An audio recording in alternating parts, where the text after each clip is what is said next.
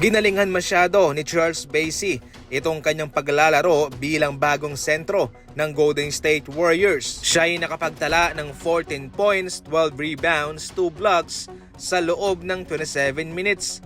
Siya ang naging backup ni Draymond Green, mga idol. Wala kasi si Kristaps Porzingis, Al Horford at pati si Quentin Post.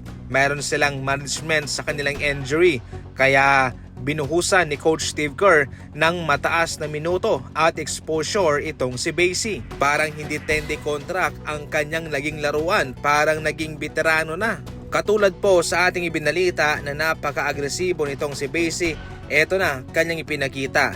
Mayroon siyang 12 rebounds. Hindi basta-basta yan considering na meron ding mga center ang Sacramento Kings. Totally hindi po nagkamali ang Golden State Warriors sa pagpili sa kanya bilang pamalit kay Omer Yurtseven. Si Yurtseven, magaling din naman siya.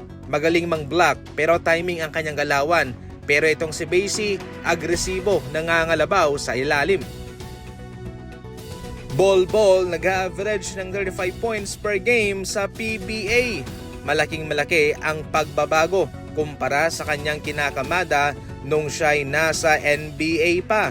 6.2 points per game sa NBA, sa PBA 35 points per game. Alam nating may rason kung bakit ganyan kalaki ang kanyang kinakamada. Sa PBA, siya ang star, pinapasahan siya, nasa kanya ang kontrol ng bola. Sa NBA kasi ay parang third option o fourth option lamang itong si Bol.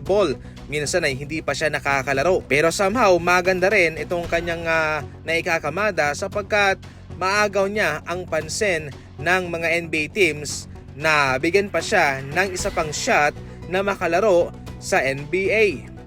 Bumulusok naman para sa career high 40 points itong rookie ng Pelicans na si Jeremiah Fears. Sa kanilang panalo po tambak ang Utah Jazz sa score na 156-137. May Zion Williams na itong Pelicans pero napakaganda ng kanilang young core itong si Fears at kasama si Derek Quinn. Samantalang si Jordan Poole ay nagambag naman ng 34 points, 5 assists, 7 3-pointer sa panalong ito. Out na nga sa playoff contention itong Pelicans at malabo na nga rin po silang makapasok sa play-in bracket. Pero kahit papano, sa kanilang mga natitirang laban ay kanilang nakikita ang mga potensyal ng kanilang mga batang player. Si Quinn nga ay mayroong double-double, 17 points, 12 rebounds, 7 assists, 3 steal, and 2 blocks sa kanilang laban. Probably kung pipiliin man ng Pelicans na i-trade si Zion Williamson, panalong-panalo sila sapagkat pwede pa silang makademand ng maraming asset, mga picks, and guess what? Meron pa silang young core kay Fears at kay Quinn. Sa kwarto mo, sa sala nyo, pwede kang maglaro ng basketball. Naka-sale pa naman sila ngayon. Ang link para makabili ay nasa comment section.